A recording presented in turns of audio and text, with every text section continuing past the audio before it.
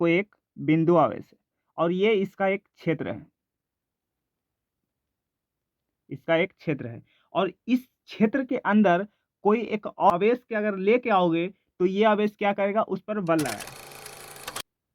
Hello student, बहुत स्वागत है रजनीश स्टडी लेक्चर के एक और लेटेस्ट वीडियो में। मुझे उम्मीद है आप लोग बहुत ही बेहतर होंगे, स्वस्थ होंगे, सुरक्षित होंगे। हम लोग बात कर रहे थे स्थिर वैद्युतिकी के बारे में, जिसमें हम लोग फर्स्ट चैप्टर देख रहे थे विद्युत आवेश तथा विद्युत क्षेत्र, जिसमें आज का हमारा टॉपिक होने वाले है विद्युत क्षेत्र। तो हेडिंग लाया है विद्युत क्षेत्र। इसको इंग्लिश में बोला जाता है electric field, electric field, electric field. देखिए, मान लीजिए ये कोई एक बिंदु आवेश है, ठीक है, ये कोई एक बिंदु आवेश है और ये इसका एक क्षेत्र है, इसका एक क्षेत्र है और इस क्षेत्र के अंदर कोई एक और आवेश के अगर लेके आओगे तो ये आवेश क्या करेगा, उस पर बल लगाएगा। जैसे अगर एक आवेश को लेके आ रहा है जो कि पॉजिटिव हो और ये भी क्या है, धनात्मक है, तो दोनों में कैसा बल लगेगा, प्रतिकर्षण का, ठीक है। और अगर एक माइनस और एक प्लस लेके आ रहे हो तो क्या हो जाएगा, आकर्षण बल काम करेगा, ठीक है। जैसे एक चुंबक लाते हो तो उसको ज्यादा दूर ले जाते हो तो क्या करता है, कोई बल अपना नहीं दिखाता, लेकिन जैसे ही उसके क्षेत्र में लाते हो, उस चुंबक के क्षेत्र में लाते हो तो क्या होता है, या तो उसके साथ चिपकना चाहता है या तो उससे दूर जाना चाहता है, ठीक है। तो वही होता है एक आवेश के ऊपर। जैसे ये एक बिंदु आवेश है और इसका क्षेत्र है, अगर कोई आवेश को इसके अंदर लाओगे तो ये आवेश क्या करेगा, उस पर बल लगाएगा, ठीक है। बहुत ही कॉमन एग्जांपल लेंगे जिससे आप समझ जाएंगे। जैसे आपके टोला मोहल्ला में या गांव में एक डॉन होता है, ठीक है। डॉन, उससे सभी लोग डरते हैं, ठीक है। लेकिन एक दूसरा आदमी देखना चाहता है कि उस डॉन को कितना दबदबा है उस अति इलाके में, तो आदमी क्या करता है, उसके इलाके में आता है, तब क्या करता है कि डॉन उस पर बल लगाता है, ठीक है। उसको अगर वो ज्यादा बोलेगा तो उसको गिरा देगा, इसी कारण वो क्या करता है, नहीं बोलता है, ठीक है। तो डॉन क्या कर रहा है, उस आदमी पर बल लगा रहा है, ठीक है। तो वही इस आवेश के ऊपर भी होता है कि अगर इस बिंदु आवेश के क्षेत्र के अंदर कोई एक और आवेश आएगा तो ये आवेश क्या करेगा, उस पर बल लगाएगा, ठीक है। तो लैंग्वेज लिखते हैं तब आपको बेहतर ढंग से समझ में आएगा। तो लैंग्वेज पढ़िए, किसी आवेश के चारों ओर वह क्षेत्र जिसके अंदर किसी अन्य आवेश को लाने पर बल का अनुभव करता है वह क्या कहलाता है, विद्युत क्षेत्र कहलाता है, ठीक है। इसके क्षेत्र में अगर कोई एक और अन्य आवेश को लाएगा तो ये बल उस पर बल लगाएगा। अब कैसा बल लगाएगा, ये उसकी प्रकृति पर निर्भर करता है कि या तो वो समान आवेश है कि वो विपरीत आवेश है। अगर समान आवेश है तो प्रतिकर्षण बल लगाएगा, विपरीत आवेश है तो आकर्षण का बल लगाएगा, ठीक है। तो उम्मीद करता हूँ कि विद्युत क्षेत्र आपको बहुत क्लियर ढंग से समझ में आ गया होगा। अब अगला टॉपिक आ रहा है विद्युत क्षेत्र की तीव्रता। तो हेडिंग लगाए विद्युत क्षेत्र की तीव्रता, ठीक है। तो विद्युत क्षेत्र की तीव्रता को समझते हैं। तो मान लीजिए एक बिंदु, मान लेते हैं एक बिंदु P क्यू नॉट आवेश को इसके पास ले गए। ये क्या है, ये विद्युत क्षेत्र है, ये इसका क्षेत्र है। तो विद्युत क्षेत्र, और ये क्यू नॉट क्या है, क्यू नॉट है परीक्षण आवेश, परीक्षण आवेश,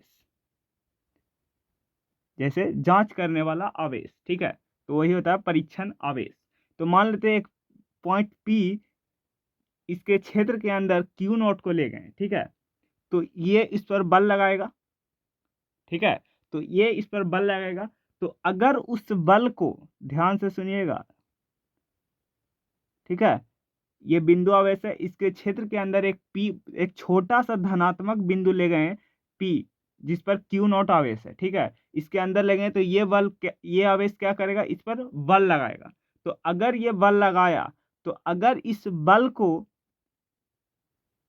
उस आवेश को साथ, जहां जो आवेश ले गए उसके साथ अगर विभाजित कर दे तो हमारा आ जाता है विद्युत क्षेत्र की तीव्रता, किस बिंदु पर, P बिंदु पर। फिर से देखिए, जैसे इस क्षेत्र के अंदर एक आवेश ले गए क्यू नॉट, तो ये आवेश क्यू नॉट पर बल लगाएगा, तो क्यू नॉट पर बल लगाने के कारण जो बल आया उसका हम विभाजित कर देते हैं क्यू नॉट से, तो हमारा आ जाता है बिंदु P पर विद्युत क्षेत्र की तीव्रता। तो ये होता है फॉर्मूला विद्युत क्षेत्र की तीव्रता का। ठीक है, तो आप इसे याद रखें।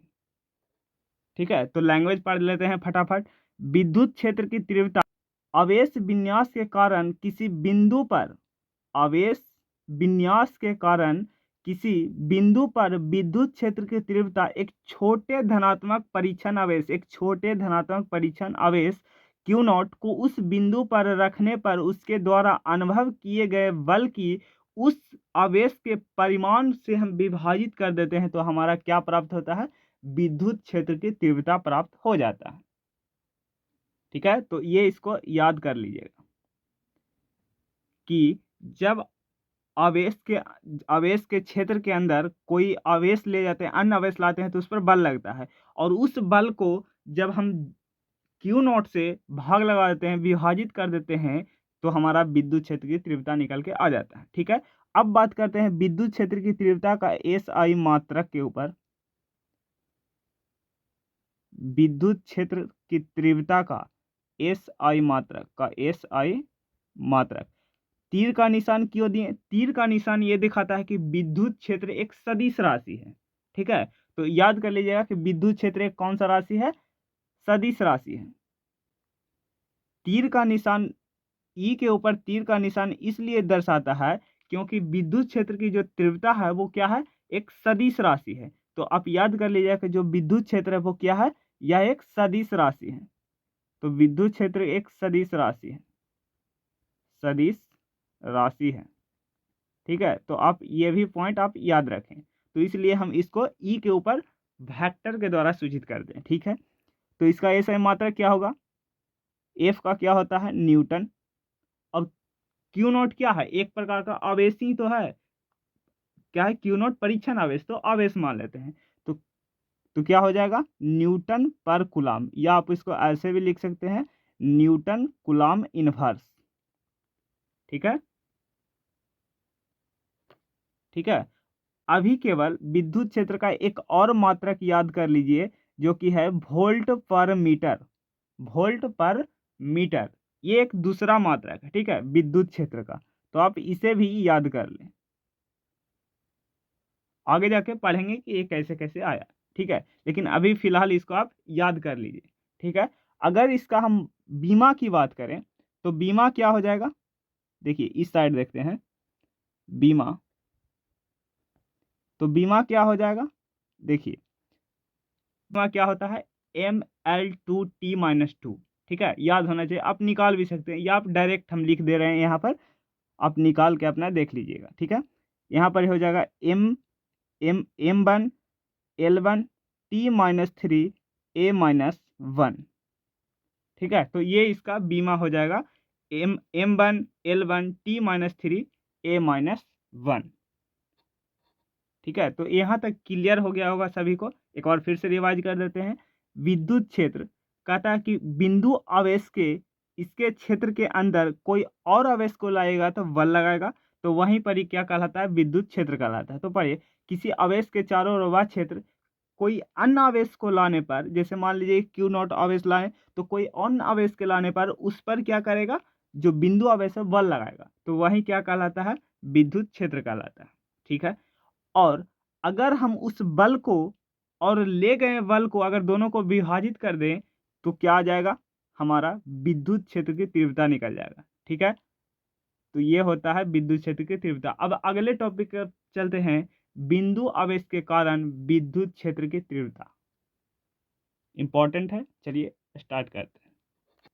ठीक है, तो देखिए बिंदु आवेश के कारण विद्युत क्षेत्र की तीव्रता, देखिए ये एक बिंदु आवेश है, और इस बिंदु आवेश के और दूरी पर, इस बिंदु आवेश के और दूरी पर एक बिंदु P रखा है जो कि है क्यू नॉट।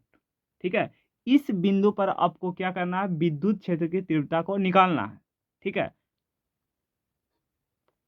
देखिए ये एक बिंदु आवेश है जिससे और दूरी पर एक बिंदु P है जिससे क्यू नॉट है। क्यू नॉट क्या है, परीक्षण आवेश, तो जहाँ क्यू नॉट क्या है, ये है परीक्षण आवेश, ठीक है, इसके क्षेत्र में गया है जांच करने, ठीक है।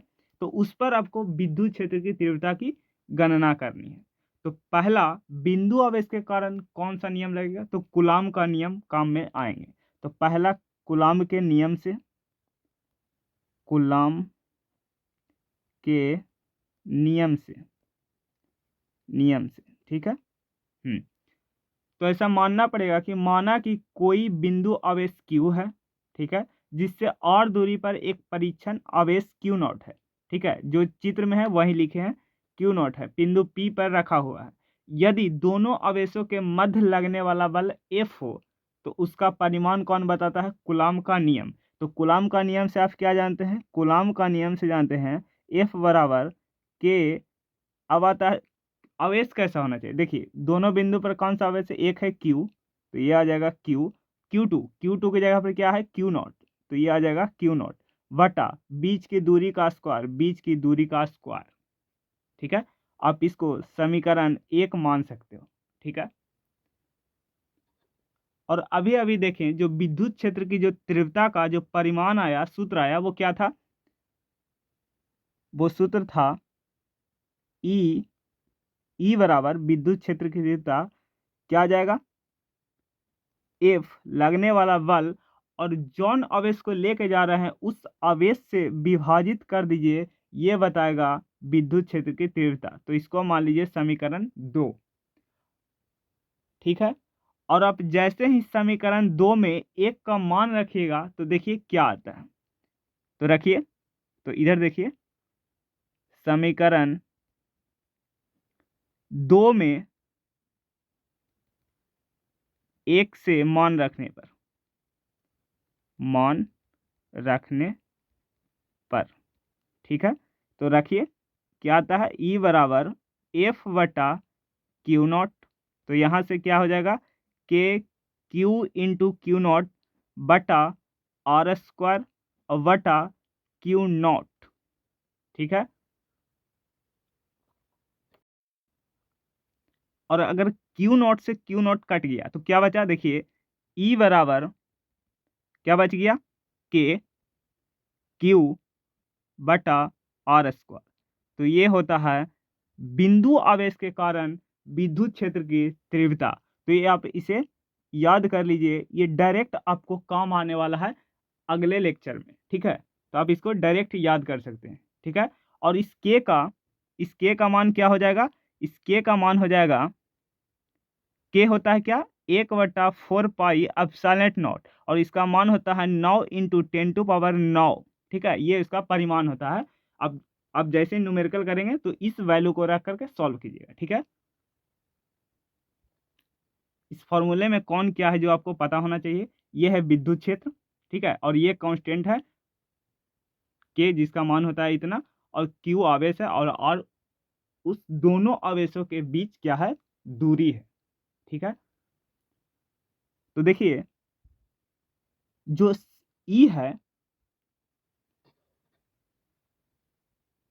ई है, वो क्या है, ये कांस्टेंट है, तो समानुपाती किसका होगा, 1/r² का, ठीक है। समानुपाती होगा 1/स्क्वायर का, लेकिन दूरी का क्या होगा, व्युत्क्रमानुपाती होगा, ठीक है। अगर हम ग्राफ के मदद से देखें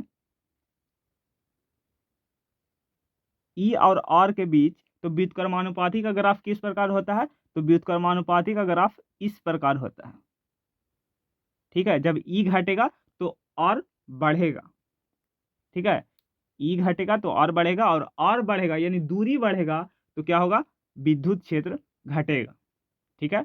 जैसे जैसे दोनों आवेशों के बीच की अगर दूरी को बढ़ाएगा तो ये क्षेत्र से क्या होता जाएगा, बाहर होते जाएगा, तो इस आवेश के कारण इस पर बल कम लगेंगे, तो वहीं ये ग्राफ दिखा रहा है।